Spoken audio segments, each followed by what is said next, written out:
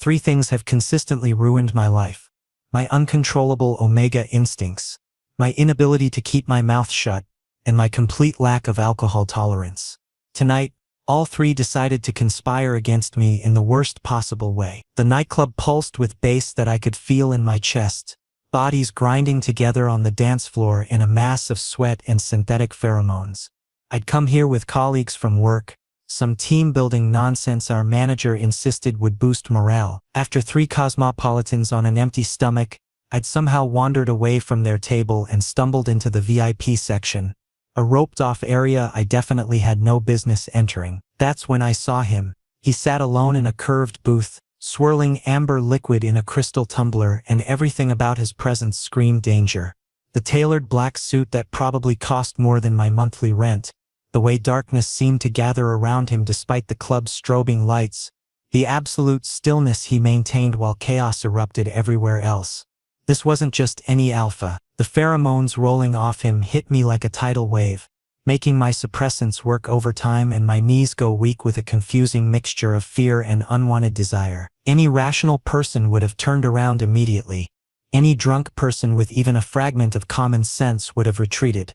But apparently, I drowned my survival instincts in vodka and poor decisions. "Hey there, bad boy," I heard myself slur, draping myself against his table with what I imagined was devastating charm, but probably looked like a collapsing marionette. "Why's a guy like you sitting here all broody and alone? Don't tell me there's no one waiting for you at home?" The glass stopped moving. For 3 heartbeats, nothing happened.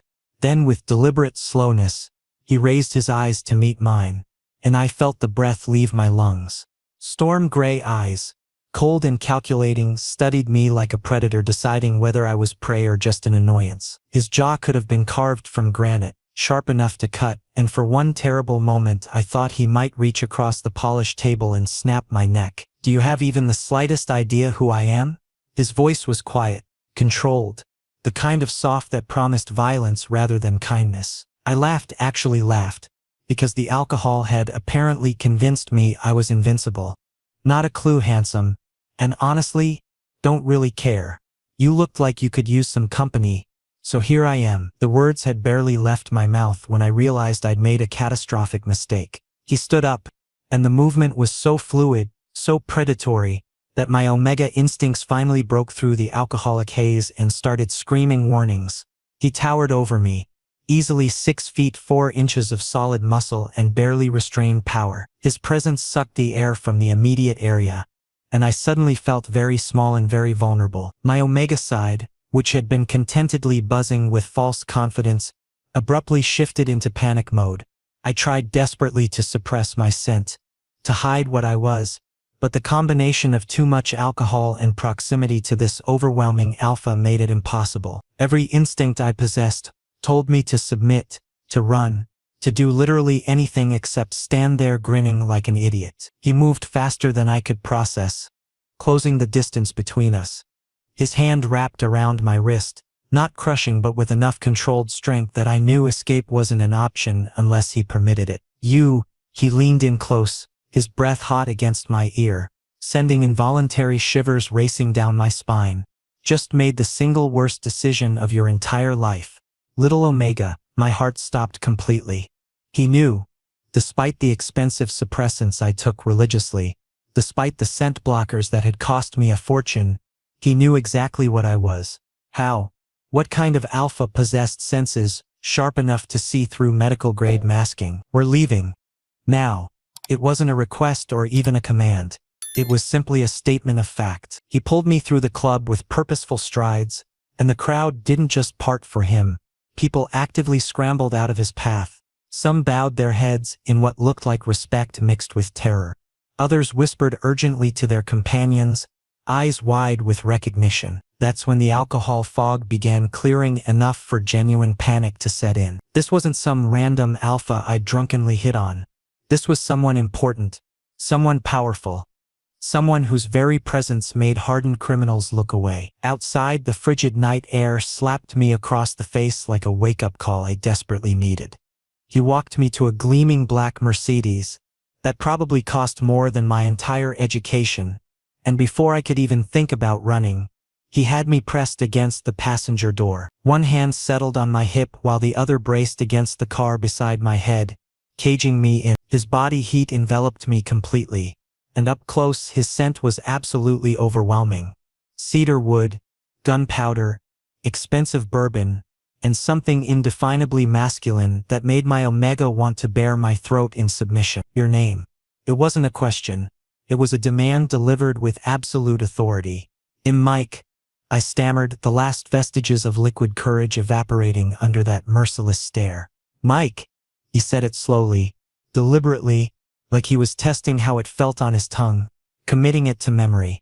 I'm Julius, and that bad boy you just casually propositioned? He runs the Wolf Syndicate. I control every major criminal operation in this city, and people who address me the way you just did tend to disappear without a trace. Julius Wolf. The name hit me like ice water.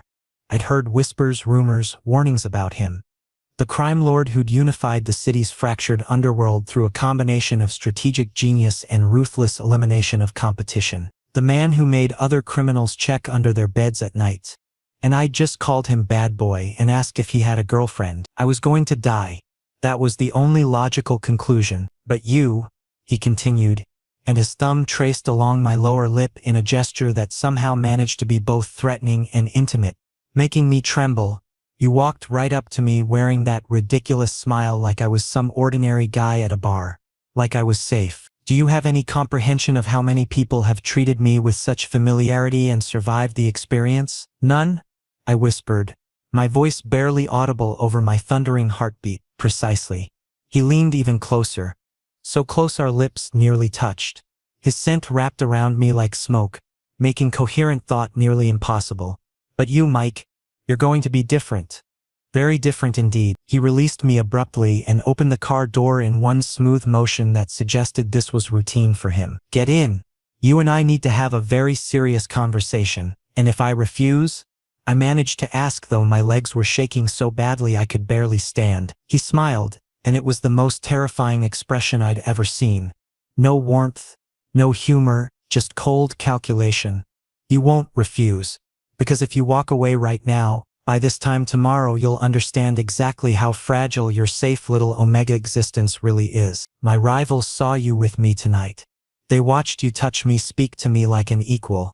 Smile at me without fear. That makes you leverage, whether either of us wants it or not. The terror that gripped me was completely sober and entirely rational. This wasn't a threat. This was simply how his world operated, explained in matter-of-fact terms that made it all the more horrifying. I got in the car, because what other choice did I have? The Mercedes interior smelled like Italian leather and Julius's intoxicating scent. Tinted windows blocked out the city lights as we pulled away from the club, and soft classical music played from hidden speakers. Chopin, I thought, though I was too terrified to appreciate the irony of a crime lord listening to nocturnes. Julius drove with the same controlled precision he seemed to apply to everything, his hands steady on the wheel, his expression unreadable in the dashboard's dim glow. Where are you taking me? I finally found the courage to ask, my hands twisting together anxiously in my lap. Somewhere secure. His eyes never left the road. Secure? I let out a shaky laugh. You literally just told me you're a crime lord? I presented you with facts, Mike. There's a substantial difference between honesty and threats.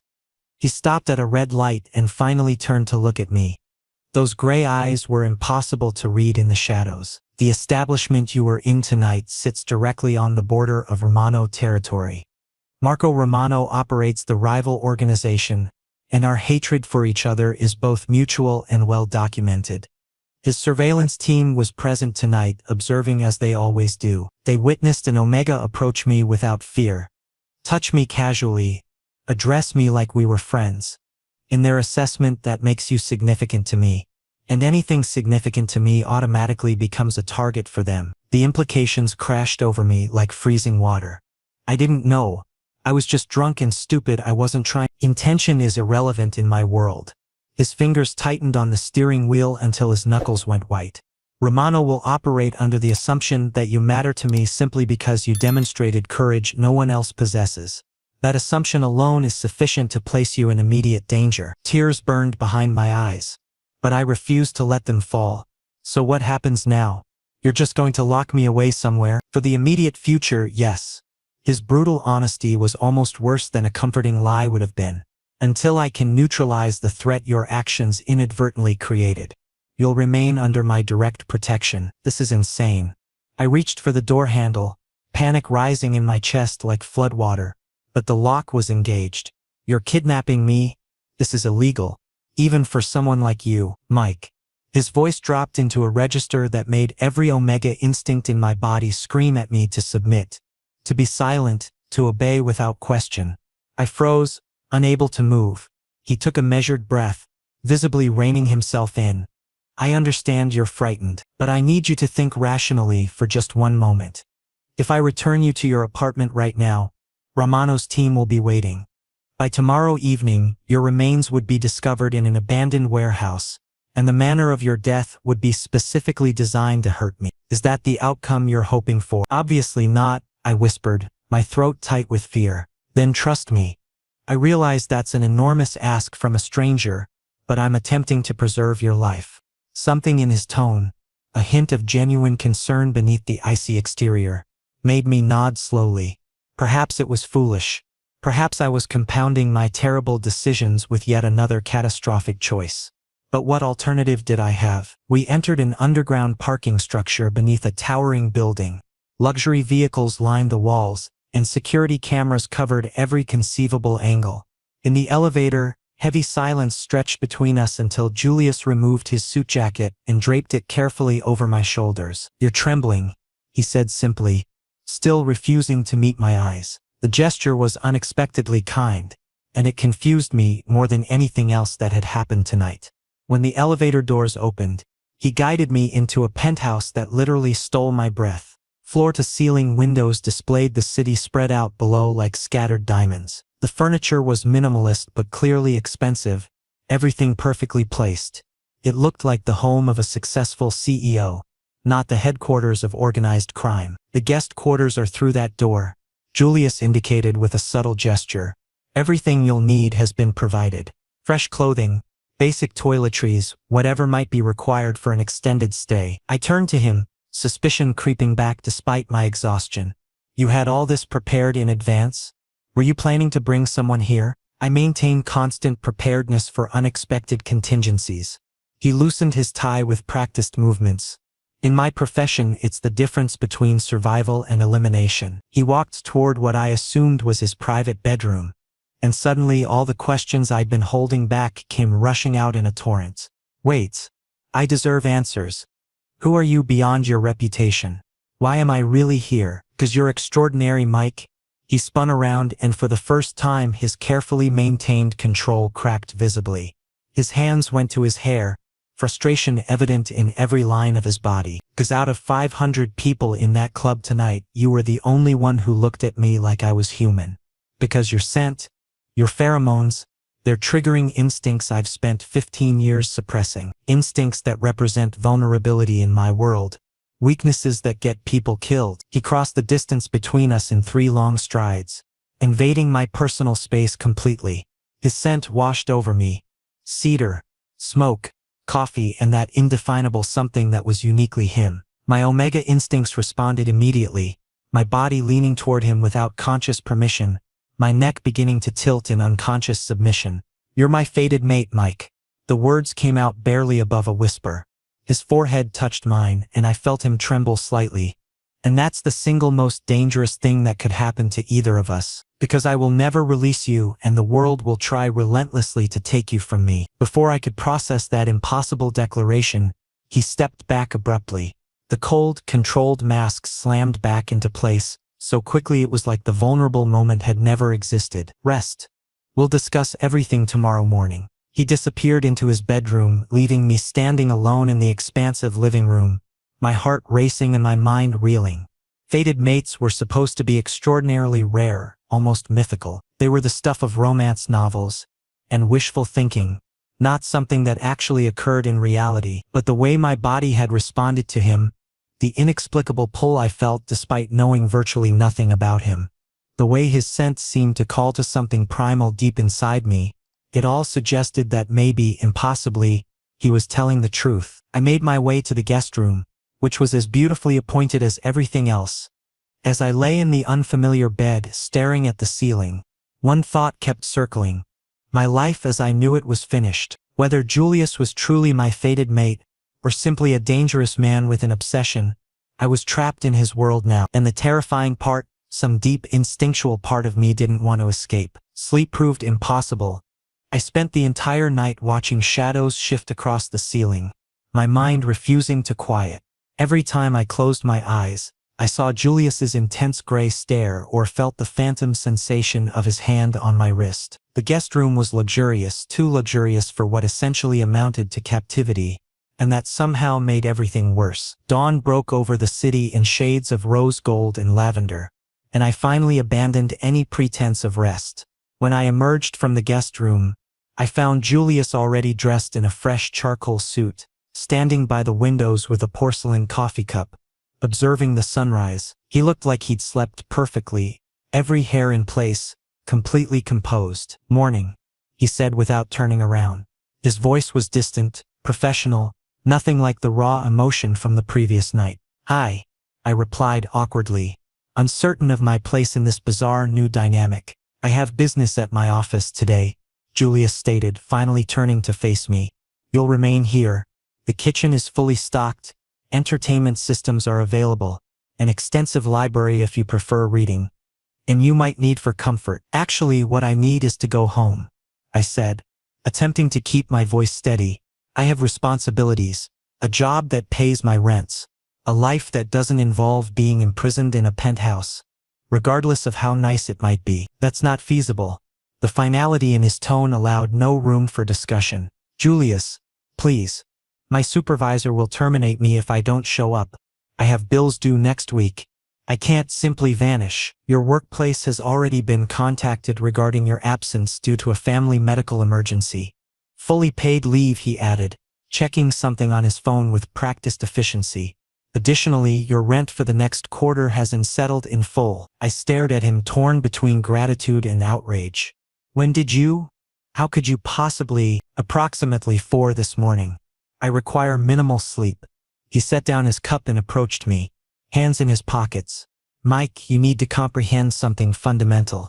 Your normal existence ended the moment Romano's surveillance team observed you with me. I'm not attempting to control you, I'm fighting to keep you alive long enough to eliminate the threat. By making unilateral decisions about my entire existence without any consultation." My voice rose despite my attempts to remain calm. "That's literally the definition of control." His jaw tightened visibly. "I'm protecting you." I failed to see the distinction. "Then allow me to demonstrate."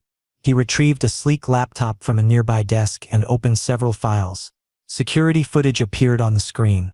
My apartment building, timestamp from early this morning. I watched in growing horror as 2 men moving with professional precision forced entry into my apartment. They weren't there for robbery.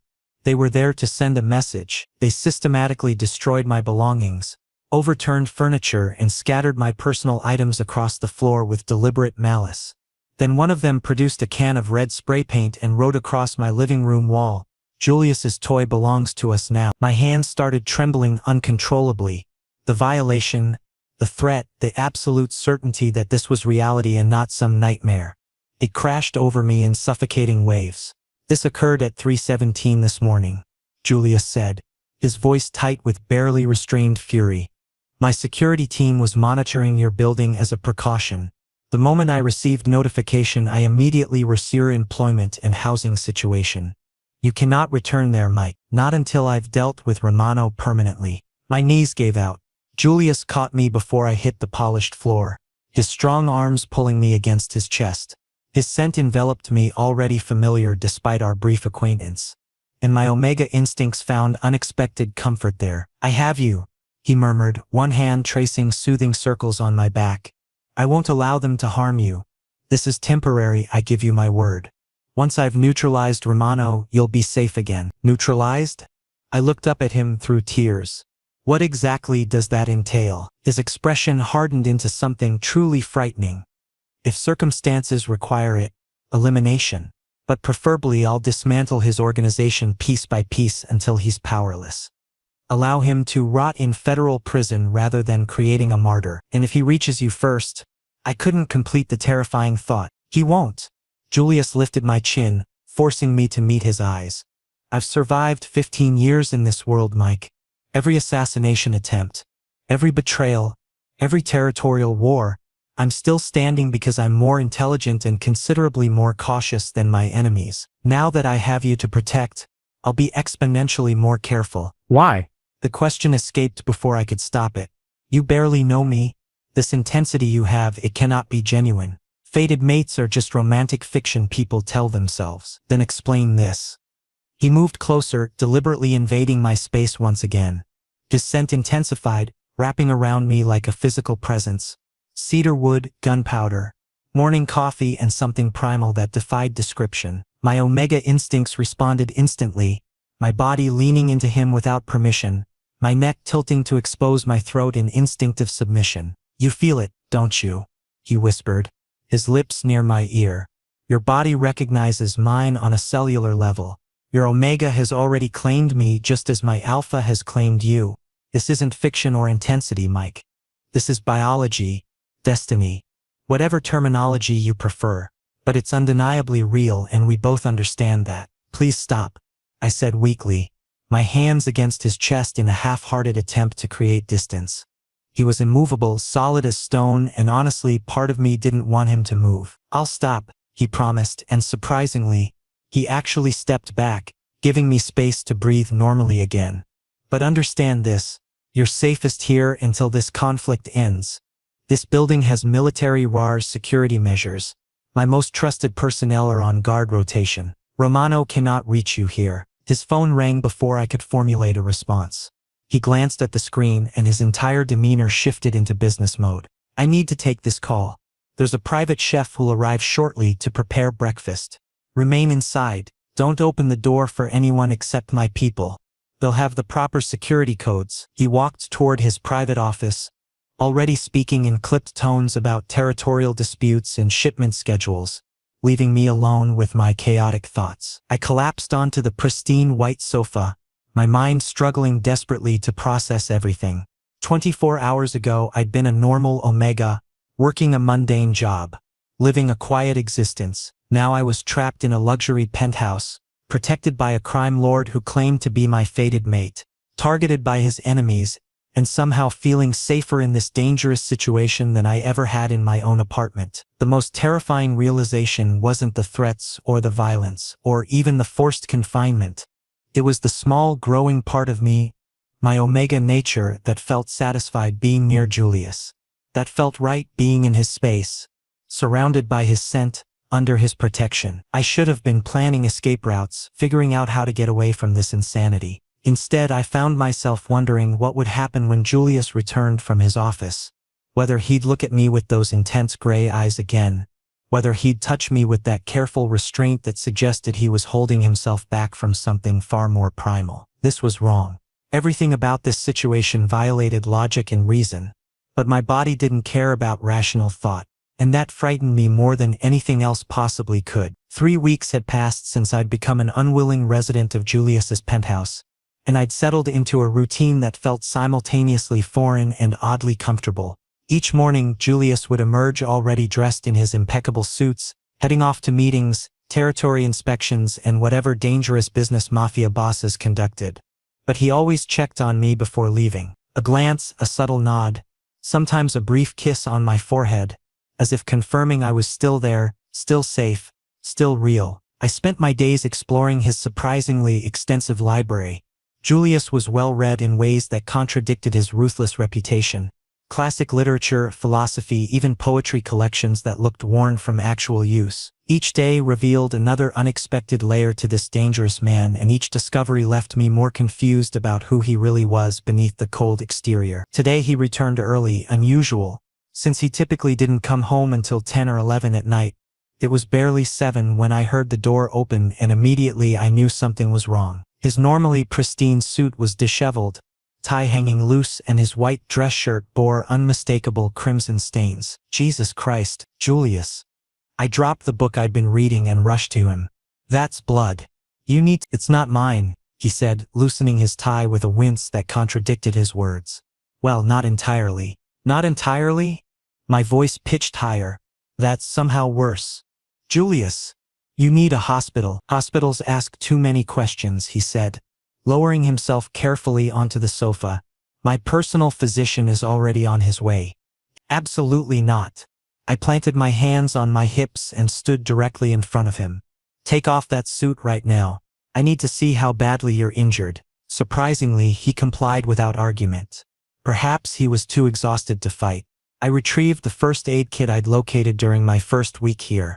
Julius's emergency supplies were remarkably comprehensive.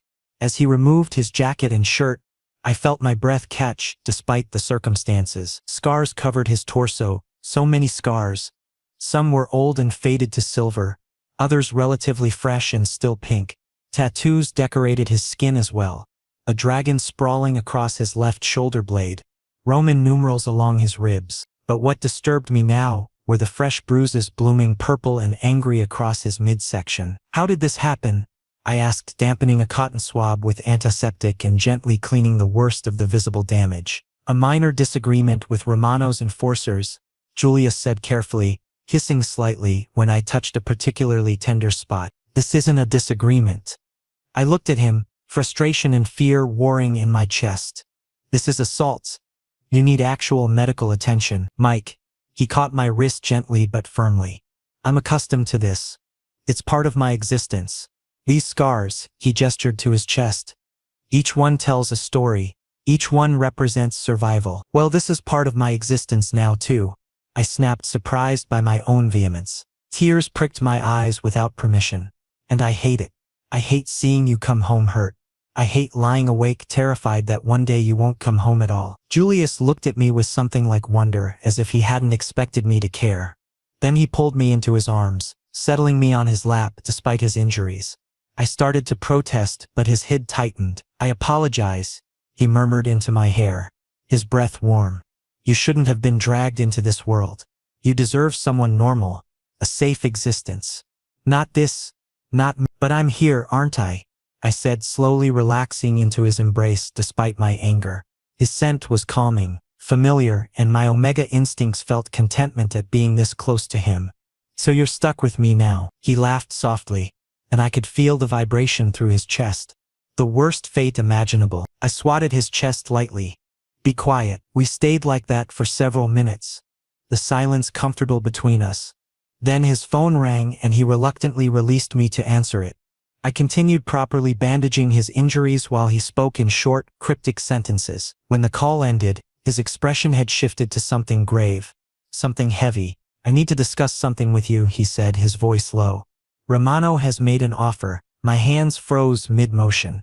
What kind of offer? Julius stood and walked to the window, his back to me. He's proposing we split territories evenly. 50-50 division of power. And in exchange, he hesitated, shoulders tensing, he gives his word that he'll leave you alone, that you'll no longer be targeted. My stomach twisted, meaning he's acknowledging that you belong with me, officially, that you represent my vulnerability, but only if I surrender half my power to him. Julius finally turned to face me, conflict evident in his eyes.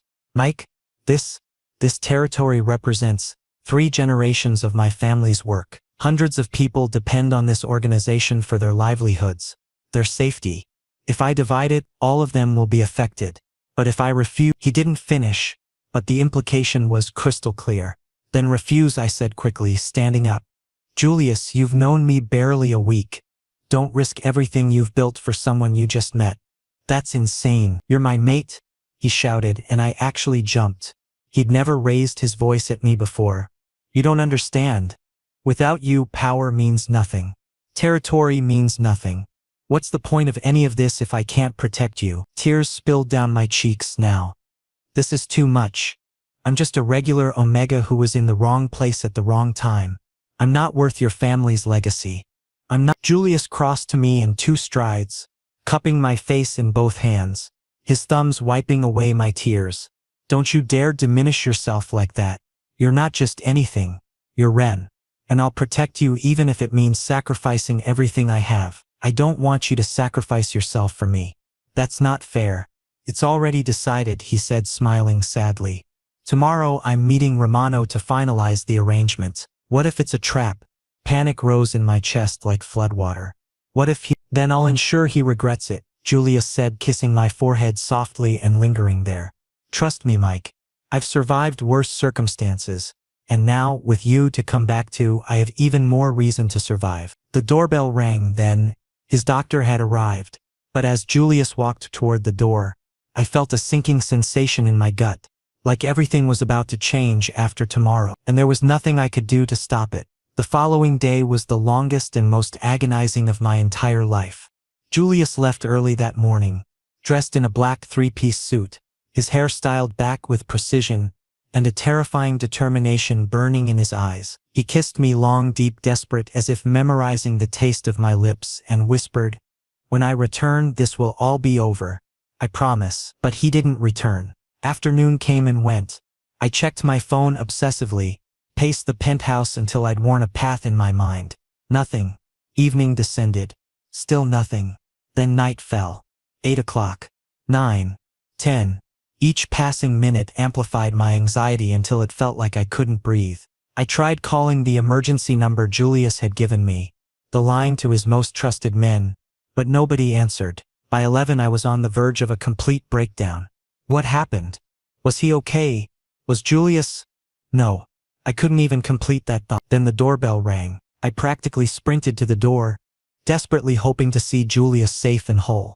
But when I checked the intercom screen, my blood turned to ice. 2 men stood outside, wearing expensive suits, emanating strong alpha pheromones. But these weren't Julius's people. Their scent was different. Threatening. Wrong. "Hello, Mike." One of them smiled, but the expression was menacing, predatory. "Mr. Romano would like to see you." My entire body went rigid with terror. Romano. "Oh God." "I'm not going anywhere," I said into the intercom, my voice shaking badly. "Leave now. This isn't a request, sweetheart." The second man casually produced a gun, making sure I could see it clearly on the screen. "Open this door, or we'll break it down. Your choice." Pure panic flooded my system. What could I do? The building had security. Julius said it was safe. But then I remembered Julius had taken extra guards with him to the meeting. The penthouse only had minimal protection tonight. "If you don't cooperate," the first man said, "we'll use explosives. Your neighbors will suffer too. Their deaths will be on your conscience." I was trapped completely, utterly trapped. With trembling hands I unlocked the door. The moment it opened, one of them grabbed my arm painfully and yanked me into the hallway. The other immediately confiscated my phone and patted me down for weapons. "Good Omega," he mocked. "Now let's go. The boss is waiting." In their car they bound my wrists with plastic ties. I sat sandwiched between 2 dangerous alphas, my mind racing frantically. Where was Julius? Would he know I'd been taken? Could he save me? We drove to the industrial district, the kind of abandoned area where screams wouldn't carry. They pulled up to a warehouse and dread filled every cell in my body. Inside, dim lighting barely penetrated the gloom. The smell of metal, dampness, and fear was suffocating. And then I saw him, in the center of the space, tied to a metal chair. Julius. Julius. I tried to run to him, but the men held me back firmly, preventing any movement. He was covered in blood, cuts on his face, one eye swollen nearly shut, his shirt torn and soaked crimson. His hands were bound tightly to the chair arms, ropes cutting into his skin until it bled. But when he heard my voice, his head snapped up. "Mike?" "No," he groaned, his voice hoarse and pained. "You shouldn't be here. Damn it." "Oh, how touching," a smooth but venomous voice called out. A heavy-set man in an expensive Italian suit emerged from the shadows, smoking a cigar. "Marco Romano, your alpha was being tortured for you, Mike. Isn't that romantic?" "Let him go," I screamed, struggling against my captors. "Please take whatever you want, just don't." "What I want," Romano laughed, and the sound was cruel. "Oh darling, I'm taking exactly what I want. You. Julius's territories. His reputation. You see, that deal was fake. A trap from the beginning. I never intended to share anything. I wanted it all. And now," he grabbed my face roughly, fingers digging into my cheeks. "I'll take both prizes. First you, then when Julius watches you with me, his will to fight will crumble. And then, I'll kill him personally. Julius struggled violently against his restraints, making his wounds bleed worse. Marco, if you touch him, I swear. You'll what? Romano released my face and walked toward Julius, bringing the burning cigar dangerously close to his skin. What can you do? You've already lost. Look at yourself, pathetic. The legendary Julius Wolf? This, weak over an omega? He's not weakness. Julius spat, his eyes burning with pure rage. He's my strength, and you'll never understand that because you've never genuinely cared about anyone. Romano slapped Julius hard across the face. I flinched, tears streaming down my cheeks. Enough talk, Romano gestured to his men. Take Mike to the back room. Make him comfortable. I'll join shortly. The implication made bile rise in my throat. No. Please. I'll do anything. Suddenly an explosion shattered the night. The warehouse's metal wall burst inward, flames and smoke filling the space. Gunshots erupted, screaming absolute chaos. In the confusion, the grip on my arms loosened, and I immediately ran toward Julius. Mike, the ropes. Julius commanded sharply. My hands shook violently, but adrenaline helped me frantically loosen the bindings. Finally they came free, and Julius stood immediately despite his extensive injuries. Men, Julius's loyal operatives, poured inside, efficiently neutralizing Romano's guards with professional precision. This was clearly a planned operation, executed perfectly. Back up, Julius said, checking my face despite barely being able to stand himself. Did you think I'd leave you unprotected? I had tracking devices, Mike. On both of us. My team was waiting for the optimal moment to strike. Romano tried to escape through a side exit, but Julius intercepted him, pure alpha strength despite his wounds. You touched my mate, Julius growled, his fist connecting with Romano's face with a sickening crunch. You threatened him. Another devastating punch. That's unforgivable. Julius's normally controlled demeanor had completely vanished. This was primal alpha rage. He struck Romano repeatedly until the man lost consciousness. Julius's lead guard approached. Boss, ambulance is en route. The police already handled. Julius interrupted, then suddenly swayed, his injuries catching up with him. Julius. I immediately supported him, getting his arm across my shoulders. Hospital. Right now. You first, he insisted, checking me over frantically. Arms, face, neck. Did they hurt you? Did they do anything? No, I assured him quickly. I'm fine. But you're not. I'm fine now. He pulled me into a tight embrace, and I felt his whole body trembling from adrenaline crash. I almost lost you. I would never have forgiven myself, but you didn't lose me, I said, placing my hands on his chest. I'm here. We're both safe. His men secured Romano and began sanitizing the scene. Julius finally agreed to go to the private hospital, but only after confirming I'd stay with him. In the ambulance, his head rested in my lap while I gently cleaned blood from his hair. I love you, Julius said suddenly. Eyes closed, my breath caught. First time. He'd said it for the first time. I love you too, I whispered, bending to kiss his forehead.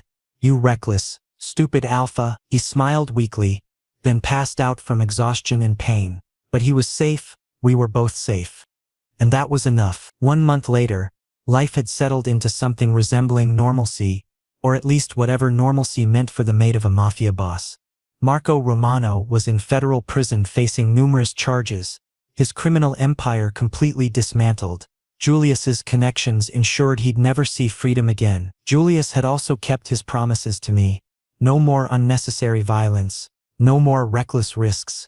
He'd begun transitioning his operations toward legitimate businesses, and surprisingly it was succeeding. For the first time since I'd done him, his smiles reached his eyes, genuine and tension-free. This evening, we stood on the penthouse balcony, watching the sunset paint the sky in brilliant oranges and purples. City lights began twinkling to life below us, and a pleasant cool breeze ruffled our hair. Julius's arms were wrapped around me from behind, his chin resting comfortably on my shoulder. I've been thinking, he said. His voice relaxed in a way I'd never heard before. We should go on proper dates. Movies, normal dinners, the kind of ordinary couple activities I've never been you. I laughed, leaning back into his warmth. Normal? Julius, your concept of normal is vastly different from mine. Remember last week when you took me to that casual restaurant that turned out to have 3 Michelin stars? That was casual, he protested, and I could feel his smile against my neck. The sommelier spent 20 minutes explaining the wine pairing in French, minor details. Julius dismissed, turning me around to face him. His gray eyes were softer than I'd ever seen them. But seriously, Mike. Whatever you want to do, we'll do it. Your choice entirely. Movies? Gaming nights? A beach vacation? Anything at all. I just want to be with you, I said softly, my hands resting on his chest. Safe. Happy. That's more than enough for me. Consider it done. He kissed my hand tenderly, then reached into his pocket and withdrew a small velvet box. My breath caught in my throat. Was this what I thought it was? Mike. Julius knelt on one knee and my heart practically exploded out of my chest. I know we haven't known each other very long, and this might seem fast, but being fated mates means we were destined for each other. So, he opened the box, revealing a simple but elegant silver ring embedded with small diamonds. Will you bond with me, officially, forever? Will you be my mate, Mike? Tears streamed down my face, but these were tears of pure joy. Yes, I could barely whisper past the emotion choking my voice. Yes, Julius. Yes, obviously yes. His hands trembled slightly with emotion as he slid the ring onto my finger. Then he lifted me and spun us around, both of us laughing and crying at the same time. When he set me down, he kissed me deeply. Slow, passionate, pouring everything into it.